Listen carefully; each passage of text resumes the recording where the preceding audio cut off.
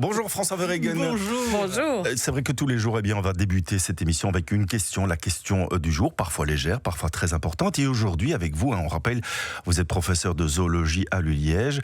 On va se poser cette question essentielle. François Verhegen, sommes-nous la seule espèce à avoir des animaux de compagnie ? Bah oui, on parlait de l'origine de l'insulte il y a une seconde. On va chercher l'origine de notre goût pour les animaux de compagnie. Et pour la trouver, j'ai envie de commencer cette histoire en vous emmenant au zoo de Shanghai. Il y a quelques années, Cyril Gruter, c'est un primatologue, il est australien et il observe une femelle gibbon. Et là, il voit une souris se faufiler dans l'enclos et s'approcher sans aucune peur du singe. Singe qui, au lieu de chasser l'intrus, ramasse la souris délicatement et se met à la caresser avec, je cite l'éthologue, une gentillesse remarquable. Quelques années plus tard, ce même chercheur travaille toujours en Chine, mais cette fois sur les rhinopithèques, donc des singes qui ont une apparence de peluche avec une fourrure dorée et un nez retroussé. Et il voit les jeunes singes descendre des arbres pour aller grimper sur le dos des cochons domestiques du village. Des cochons qui les laissent faire sans se débattre et les promènent comme un poney promènerait de jeunes enfants. Pour la deuxième fois donc de sa carrière, le spécialiste observe deux espèces animales qui n'ont a priori aucune raison de se fréquenter, mais qui se tolèrent et passent un petit peu de temps ensemble. Alors, Cyril Gruter s'est posé la question que vous m'avez posée. Est-ce que finalement on est la seule espèce animale à s'attacher à une autre espèce ? Est-ce que le chat qui dort sur nos genoux ou le chien qui nous ramène la balle, est-ce que c'est une invention purement humaine ?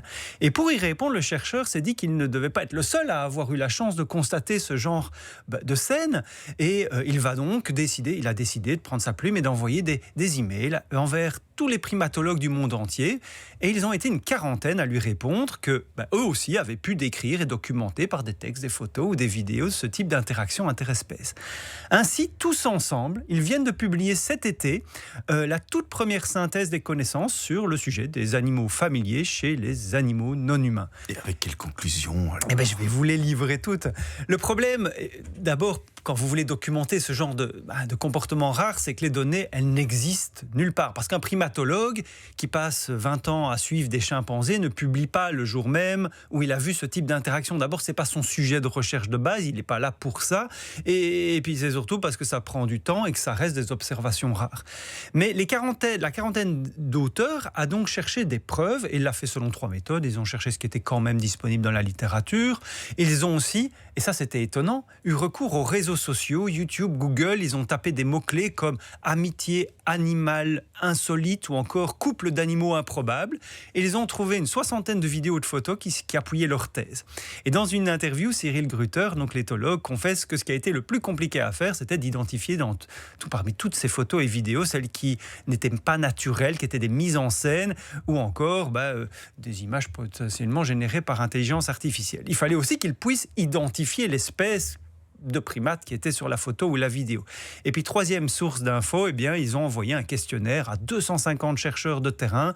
Plusieurs dizaines ont répondu et toutes ces enquêtes, toutes ces recherches leur ont généré 427 descriptions fiables d'interactions sociales entre un primate et une autre espèce animale. Et pour répondre à votre question, Cédric, plein de choses m'ont fasciné dans cette étude. Premièrement, le fait que ces interactions soient présentes chez 88 espèces de primates différentes. Et parmi les 127 espèces partenaires, il y avait des ruminants, des oiseaux, des reptiles, des amphibiens, des rongeurs et même des insectes qui étaient utilisés comme animaux de compagnie. Alors, je ne peux pas vous les décrire toutes, mais il y a des scènes que j'ai découvertes dans l'étude et qui me semblaient sidérantes. Par exemple, au Japon, des macaques montent sur le dos des cerfs et les chevauchent. C'est l'une des associations d'ailleurs les plus documentées de l'étude.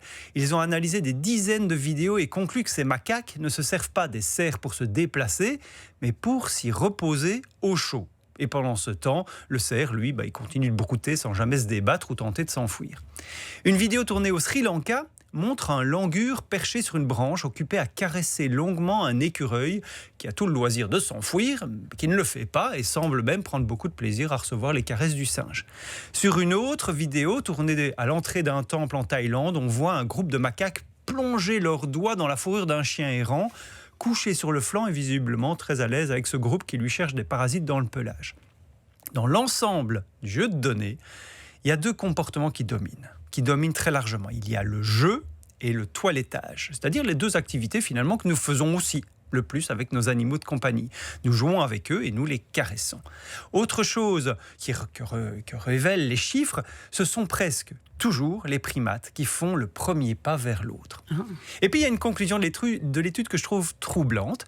Quand les éthologues séparent toutes ces interactions par âge et par sexe, on voit que les jeunes primates jouent massivement avec d'autres espèces, beaucoup plus que le font les adultes.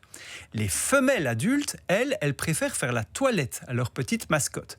Quant aux mâles adultes, eh bien, eux, ils sont nettement en retrait. Ils n'ont souvent aucune affection, aucune interaction avec d'autres animaux qu'on pourrait qualifier de compagnie. Un schéma général, disent les chercheurs, qu'on retrouve aussi chez l'humain, comme si la tendance à prendre soin d'une autre espèce animale ne s'arrêterait pas à la frontière de notre espèce, mais déborderait chez les primates. Bon, je dois être honnête avec vous, sur les 427 cas documentés, il y a aussi 26 interactions franchement violentes et 13 ont abouti à la mort de l'animal de compagnie.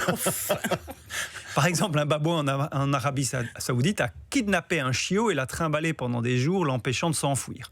Au Panama, un jeune capucin mâle s'est mis à enlever des bébés singes hurleurs, 4 en quelques mois, et le comportement a été copié par d'autres mâles, ce qui fait qu'au moins 11 bébés ont été enlevés en quelques mois. Les capucins ne les mangeaient pas, ils ne les attaquaient pas, ils les portaient, ils les gardaient, mais puisqu'ils ne pouvaient pas les allaiter, eh bien aucun n'a survécu.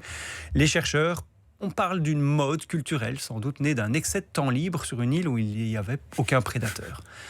Alors, est-ce que les autres primates, est-ce que les autres animaux ont des animaux de compagnie ? Eh bien, les chercheurs tempèrent quand même en précisant que la quasi-totalité de ces interactions sont éphémères, contrairement à notre relation avec notre chien ou notre chat.